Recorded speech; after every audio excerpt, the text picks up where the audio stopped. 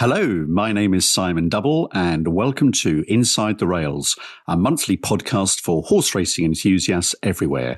And as ever, I'm joined by my co-host, Phil Boyle from BG Racing. Hi, Phil. Good morning. How are you? Hi, Simon. Good, thank you. Obviously might have all changed by the time the listeners hear this, but as at the time of recording, I'm enjoying a bit of sunshine for a change, which means the golf courses are a bit firmer. And nothing beats a sunny morning on the gallops watching the horses, are they? Absolutely. Actually, I was at Newmarket a few days ago, and it was great to feel some proper spring warmth. Not just me, but the horses and staff all seemed really chilled out and enjoying the sun on their backs. Now, really enjoyed talking to our last guest, Daniel and Claire Kubler, in the last podcast. And this time we have someone with great experience of the racing industry, Rebecca Davies from Arena Racing Company, who have been rolling out syndicate lounges at all of their 16 racecourses. Indeed, yes. And going back to the Kublers, it was great to chat with them last month. I found the science that they're using to support their training really fascinating. But I'm sure Rebecca will be another great guest as well. I'm a big supporter of the syndicate lounge concept, and all the ones I've seen at the various arena racing tracks so far have been excellent. Whilst it would obviously be nice if we could bring lots of syndicate members to the races and provide them with the same experience as sole owners, it can lead to very crowded owners' facilities, as I'm sure you've seen the same as me. Sure. And it's still important that syndicate members are given a good experience, though. And I think the lounges just demonstrate that the racecourse is treating them as more important than a normal race goer, and providing them with a really good afternoon or evening at the races. Yes, it's great that we have these dedicated syndicate lounges, and I know the one at Lingfield is a fine example. We've both enjoyed that one.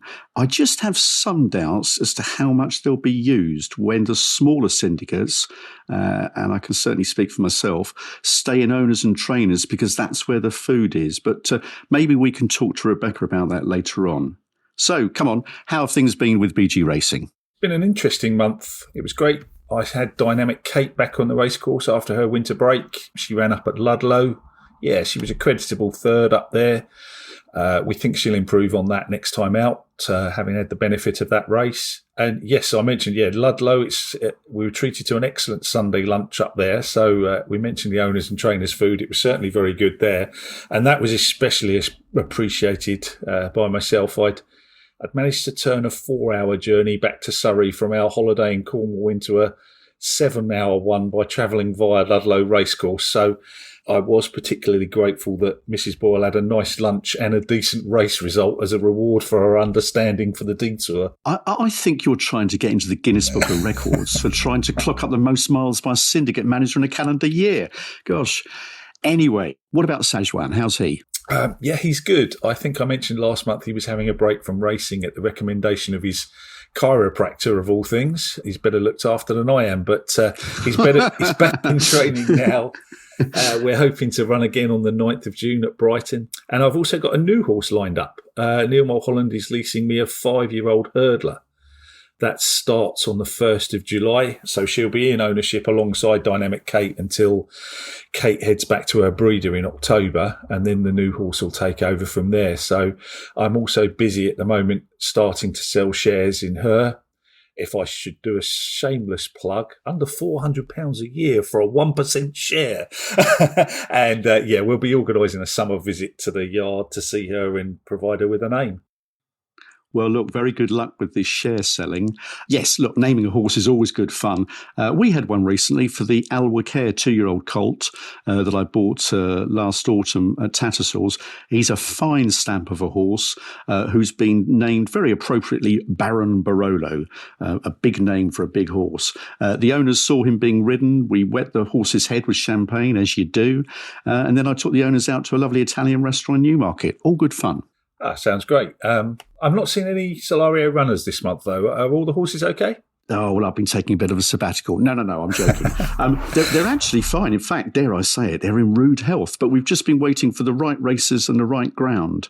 In fact, Sharp Distinction went for a day out to the seaside recently at Holcombe Beach in Norfolk, along with 12 of his stablemates. They were there for around 2 hours with Amy Murphy, cantering along the Golden Beach and paddling in the sea. They had a great time. Amy takes the horses there about twice a year, although an older horse like Mercian Prince, he's a 12-year-old jumper, he goes about 4 times a year just to keep his aging legs nice and supple. Great stuff. Now, changing the subject slightly, I saw you couldn't resist a post on Twitter regarding the success of the horses to follow that you mentioned on the podcast last month. Yeah, well, look, my tipping's not always the greatest, so when it comes good, you've got to shout about it, haven't you? They've actually done quite well. So, looking back, Isaac Shelby that I mentioned, he was second in the French 2,000 guineas. The William Haggis 2-year-old, Relief Rally, won at Salisbury. In fact, beating Eve Johnson Houghton's Juniper Berries, which I also gave mention to, so he had the 1-2 there. And Amy Murphy's Miss Cantique, dead heated at Saint-Cloud. So, not a bad start for those 2-year-olds to follow. Oh, and Klondike, another of Willie Haggis's, that was second yesterday in a listed race at Goodwood. Now, whether I can keep that up, who knows, but not a bad start. Now, look, flat racing comes thick and fast at this time of year. We've had the first 2 classics of the season, the 1,000 Guineas and 2,000 Guineas. We've had the Chester and York May festivals, plenty of trials for the Oaks and Derby taking place. Yes, indeed. And it was great to see Frankie Dettori winning the 2,000 Guineas on, I don't know what to say now, because we used to call this horse Chaldine for about a year. Well, I thought it was Chaldine, yeah. And now apparently we have to call him Chaldean because somebody's looked up how he's supposed to be pronounced. But yeah, so Chaldean fluffed his lines in his trial. He left Frankie on the floor, but obviously he got it right on the big day. And the Dettori Farewell Tour is certainly going very well at the moment. Yeah, Frankie's final year is going very well indeed. He was second in the Jockeys' Championship at Santa Anita in America over the winter. He had major success in Keeneland and then further success in the Middle East, including in Dubai when winning the Dubai Turf for the 3rd time. He's now won another 2,000 guineas. If he was to win the Derby and or have another great season, is it possible, Phil, that maybe Frankie might do a U-turn and postpone his retirement? Who knows? Mm-hmm. Look, you talked about the 2,000 guineas, which is for the colts, the 1,000 guineas for the girls, the fillies. Well, what a race we had there. A great duel between Winner Morge, ridden by Oisin Murphy for trainers Said bin Saror and Team Godolphin, and Tahira, trained by Dermot Weld. It was great to see Said bin Saror hit the big time again, I thought. He's so often in the shadows these days of fellow Godolphin trainer Charlie Appleby. However, Dermot Weld did say beforehand that he'd have liked another fortnight with his filly, and I think if they met again, she'd probably turn the tables, but maybe we'll find out later in the season. Anyway, Tahira is odds on for the Irish 1,000 Guineas this weekend, and she's not a great price, but I think she's nailed on. Now, we mentioned Chaldean's poor trial for the Guineas. Well, just after we release this episode, we'll have the Oaks and the Derby at Epsom start of June. So what's gone on to the Simon shortlist from the trials for those races? Well, for the Oaks, Save the Last Dance won the Cheshire Oaks, which is a trial held at Chester, by a whopping 22 lengths, admittedly on soft ground. But apparently this is going to be frightening for her rivals' connections. Connections of Save the Last Dance think she might be even better on better ground. So, gosh. She's a warm favourite, although Soul Sister was impressive in the Musadora at York under Frankie Dettori as they swooped for an easy 4-length success. She's second favourite for the Oaks. As for the Derby, Military Leader is the 3-1 anti-post favourite after a comfortable winner of the Lingfield Derby trial. However, Auguste Rodin, I think that's how you pronounce it, Auguste Rodin, who disappointed in the Guineas, is still Ballydoyle's number 1 and his second favourite. Is he a talking horse? We'll find out, no doubt. But that whippersnapper Frankie, you can't keep a good man down, after he won the Chester Vase on arrest by 4.5 lengths. He's now one of the market leaders for the Derby. It's an open-looking Derby, I think, Phil, but my 2 against the field would be Auguste Rodin and Arrest. Good stuff. I must admit, I had a little bet on Soul Sister in that trial that she won at a big price, so I'll stick with her for the Oaks, I think. And I like Passenger for the Derby if he ends up in the race. I know that they've got to supplement him, but if they do so, I think that would be a pretty strong tip for him, because I don't think Michael Stout would be supplementing a horse that he didn't think had a very good chance. But anyway, despite giving my own selections for the Derby and Oaks, I need to make sure I follow your picks more closely this month, because I must admit I missed some of the success stories you outlined earlier. You need to put those horses in the BG Racing Little Black Book, Phil. Anyway, we'll be busy this month organising the next RSA Syndicate Day at Nottingham in July. Many RSA members will be there with trade stands, and indeed some of us will be sponsoring a race. So if you're thinking of joining a syndicate, go along to Nottingham on the 21st of July. It's only £5 to get in. And of course, the biggest draw will be that you and I will both be there. So the Inside the Rails fans will be able to come and meet their heroes on the racecourse. Although we should probably say in advance, that's likely to be a big disappointment. Oh, you speak for yourself. No, you're probably right. Yeah. Before I give full focus to the Syndicate Day, though, I've got to actually spend a little bit of time focusing on the Racehorse Syndicates Association Golf Day, which comes first. So, BG Racing won that event last year, but there was myself and 3 other players, and I must admit it was them that carried the team and indeed me round the course to success last year. So the fact that they're not available this year means we might be a bit hard pushed to retain the trophy, but it should be a good day. Syndicate members from different syndicates all get together and we get to chat about our horses as well as enjoy a round of golf. Just another reason to join a syndicate. Perhaps you could be playing in that next year. Indeed. And you very kindly agreed to take part in a fall ball in a charity event in October in my neck of the woods. I have indeed. And thanks very much for the invitation. So, I know you're a trustee of the Gadsden Place Riding for the Disabled charity. And I'm looking forward to coming and supporting the golf day, especially as I've been assured that you'll personally be riding around the course in a buggy, making sure I'm fully replenished with drinks and snacks as I make my way around. Is that correct? Well, I don't know that I'll be driving the buggy, but look, there will certainly be 2 ladies who are much better looking than I am taking drinks orders, and they'll drive around the course and make sure that you're fully replenished. Joking aside, it's a very good cause, the Gadsden Place Riding for the Disabled. I am going to give this a bit of a plug. So it's a fantastic charity. I've been working on the launch of a corporate partner networking event for the last 4 months, and recently we launched it at the stables in Great Gadsden. It was a huge success, very well attended by local businesses. Solario Racing was a co-sponsor. We sponsored the champagne. Local MP, Sir Mike Penning, said some very kind words in support of the charity. The highlight for me, though, was interviewing Paralympian dressage rider Dr. Tamsin Addison, who rides dressage internationally for Team Ireland. She was the first person in the world to grow another bone in her arm, a humerus, after she was diagnosed with bone cancer at the age of 21. She continued to event and then switched to dressage. To cap it all, though, Phil, I invited her to be the charity's ambassador after the event, and I'm absolutely delighted she's accepted. Oh, that sounds great. And it must be a great thrill to see the joy that horses can bring to people who've not previously had the chance to ride. Absolutely, it really is, and it's very, very humbling. Anyway, it's that time of the podcast to interview our special guest, Rebecca Davies from Arena Racing Company. Good morning, Rebecca. How are you? Good morning. Very well, thank you. Glorious morning here. Yes, it's lovely here in sunny Berkhamsted. Listen, really appreciate you giving up your time. I know you're a very busy lady at ARC, Arena Racing Company, so thank you very much for joining Inside the Rails. Now, you were recently promoted at ARC, and we'll come on to that shortly. Firstly, though, would you describe yourself as horsey? Do you ride or own horses at all? That's a really good question. I used to be very horsey, so when I was younger, I did lots of riding through the pony club, showing. I used to ride side saddle. I hunted lots with Ledbury Hunt, but I've probably not ridden now for 15 or more years. So I wouldn't say I'm horsey now, although I've always had an interest and a love of the horse and very much enjoyed riding when I was younger.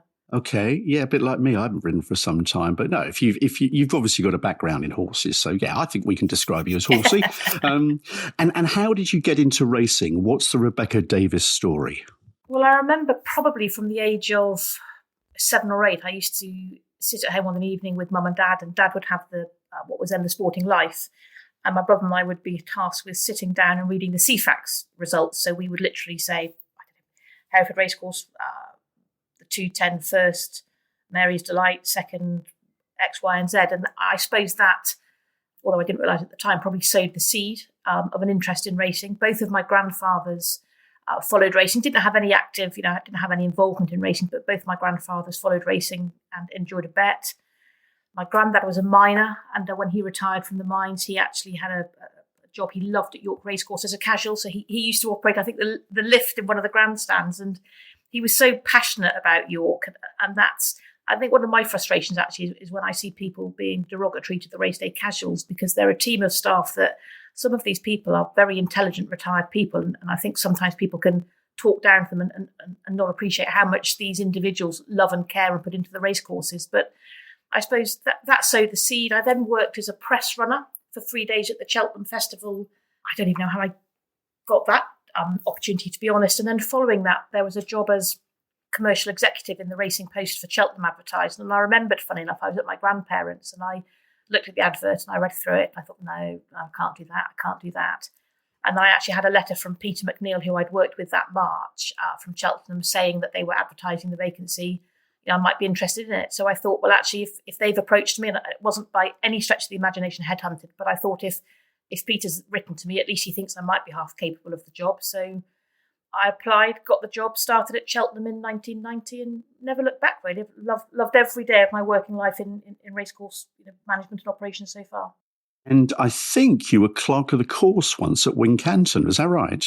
It is. I was clerk of the course for 5 years at Wincanton, and I think at the time my claim to fame was I was the youngest ever clerk of the course then, and the only female clerk of the course then. I had a brilliant time. I learnt so much actually about the core business, the stakeholders. I would never do it now. It's a thankless job, and I have a lot of empathy for clerks of the course, because I think every clerk of the course I know wakes up every day wanting and trying to make the right decision, and it's the easiest thing in the world to turn up on the day and just say, well, the ground is X, Y, and Z, because you haven't lived and breathed everything that has come before it. It was tough. I mean, I enjoyed it. I got a lot of fun out of it. I know Richard Johnson quite well, and I used to ring him nearly every night on my way back from racing at Wincanton to kind of go through things, because I took it all quite personally. If a jockey had a bad fall or there was an incident or a horse broke down, I remember Dickie used to say, don't beat yourself up so much because nobody else is. But I think as a clerk of the course, it is your responsibility and you take it very seriously. And I doubt there's a clerk of the course in the country that doesn't feel the same as I did. I mean, it is a pretty unenviable task, isn't it? Because you can't please all these jockeys, owners, trainers all the time. Do you feel it's more difficult for clerks of the course now than when you were doing it? Absolutely. I think if nothing else, social media. Thankfully, when I was a clerk, there was no such thing as social media, and I'm so grateful for that. It has its strengths and its weaknesses, social. And I think the standards of turf husbandry have improved. It's more challenging with the weather now. We have much more extreme weather patterns. But I was blessed. I had a fantastic head groundsman called David Cartwright, who used to be a jump jockey, and he was head groundsman whilst I was clerk of the course at Wincanton and a long time before and after, and he was just brilliant. He taught me everything I knew there, and it was almost him telling me what to do, not the other way around.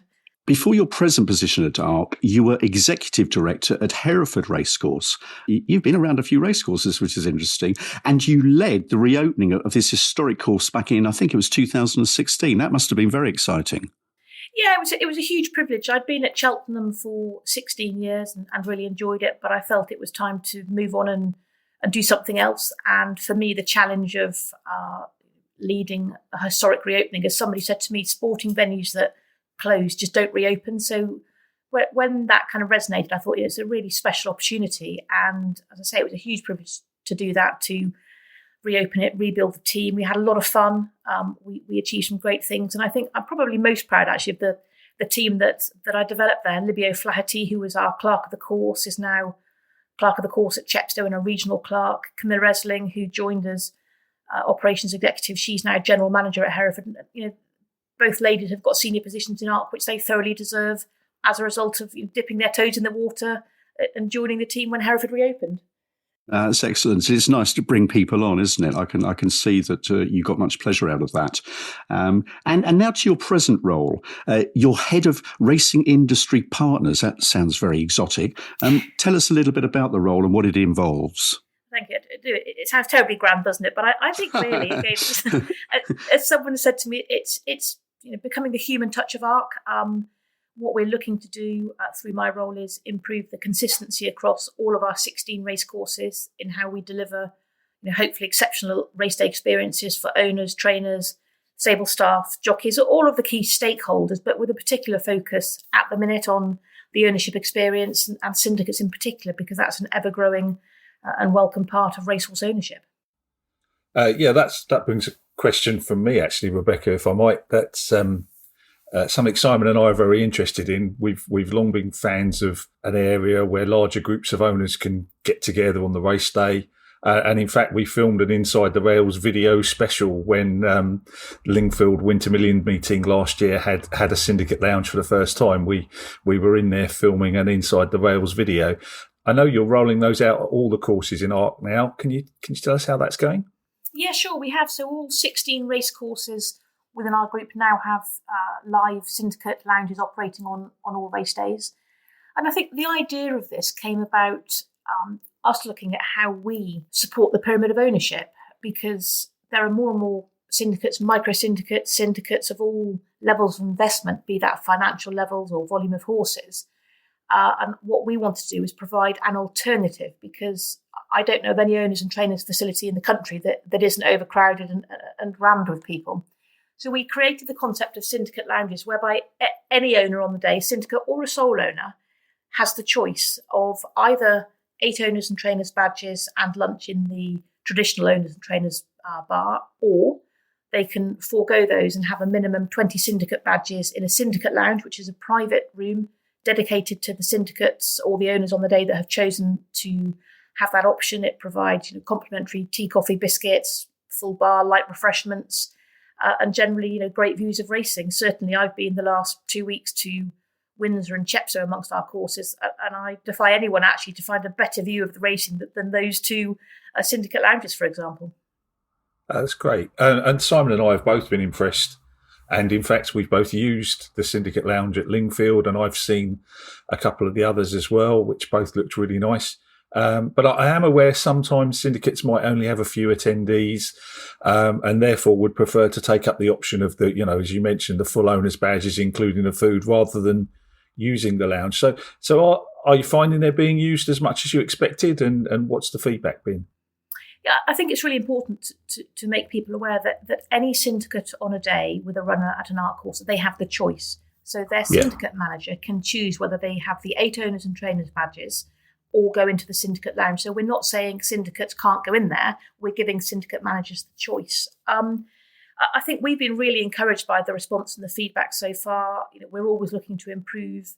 We knew it was going to take time to get them established. It's a little bit of a re-education process in terms of a new facility that we are offering. So we know it's going to take time for them to become as busy as the potential that we know they have. Having said that, I'm meeting regularly now with syndicate managers and owners who are providing really constructive feedback on how we can continue to improve them. But equally, they really appreciate and value the opportunity that we give to provide, a minimum 20 complimentary badges where volume syndicate members can meet and all be together. So I think, we are very pleased with the way they're going, but know that there's always room for improvement, and we'll continue to strive to do that, to ensure that, be they sole owners or syndicate members of whatever level of investment, we give everyone the best opportunity of enjoying their day at the races with us. Well, that's good news to hear, Rebecca. Phil and I and other syndicators do appreciate the lead that ARC are taking in looking after syndicates. So long may that continue. Thank you. Now, we're coming towards the end of our interview. Finally, a question we like to ask all of our guests, and this is a tricky one, I know. If you could change 3 things, and only 3 things, please, in British racing for the good of British racing, what would they be? Oh my goodness, that's a very topical question this week with everything that's been in the news. To be fair, it is one we've asked the last 2.5 years. But I think first and foremost would be that I hope that we as an industry can show the wider public that the care and the love that we all have for the thoroughbred. You only need to look at stable staff, trainers, jockeys, owners, racecourse staff. Actually, we all love and care for the thoroughbred so much, and I think one of my main hopes is that we can increase how we communicate and portray that to the wider public. So I guess that would be my first. My second would be to, dare I say, see less politics in racing and more harmony with us all working together. Hear to that. And I think my third, I've alluded to it already through social media, but just to be kinder to everybody. Social media, it's a great platform. Don't get me wrong, I use it a lot, but it's so easy to for everybody to lash out on social media and say things or put things on there or misinterpret things, when actually a conversation with somebody or a different way of approaching it, to me, would be a nicer way of doing it. So I think just everyone just try and be a bit kinder through social media. 3 very interesting and well thought out changes for racing, and I'm sure 3 that, well, I certainly agree with, and I know Phil will as well. Listen, we've really enjoyed having you on Inside the Rails. Thank you very much for your time. Can I ask what the rest of Saturday holds for you? Yes, my husband and children are playing cricket, so it'll probably be on the sidelines of a cricket pitch with a picnic in the sun. So not working, a day off. That's good. No, a day off. Excellent. Thank you so much, Rebecca, for joining us. Thank you. Thank you. Well, Phil, we've been fortunate enough to have another great guest in Rebecca Davies. Lovely, interesting lady. She's had some very interesting jobs, hasn't she, over the years in racing? And her 3 points to change things for the better of British racing. I loved her first point in particular about the thoroughbred and equine welfare. Yeah, absolutely. Equine welfare is so important. And yeah, let's hope we don't have the same disruptions that we had at the Grand National when the Derby takes place next week. And listeners will be able to enjoy the race and see whether you or I have managed to tip the winner. But we'll see next week. I'll round off, as I always do, by asking our listeners to like, follow and review the podcast online. If the reviews could be good ones, that would be even more appreciated. And we also welcome people getting in touch on Twitter. Our handle there is @InsideTheRails. Always happy to get direct messages, or you can contact us using the details in the show notes. Well, that just leaves me to thank co-host Phil Boyle from BG Racing, our very special guest Rebecca Davies from ARC, producer Callum Ronan from Callum Ronan Creative, fresh from his half marathon in Leeds last month, well done, and of course, thank you, the listeners. In his farewell season, 52 years young Frankie Dettori has ridden his 20th English Classic winner. Can Soul Sister and Arrest give him an incredible Epsom Oaks Derby double in his final year? And will Lanfranco Dettori really hang up his riding boots in 2023? This is Simon Double from Solaria Racing saying, thank you for listening to Inside the Rails, and until next time, goodbye.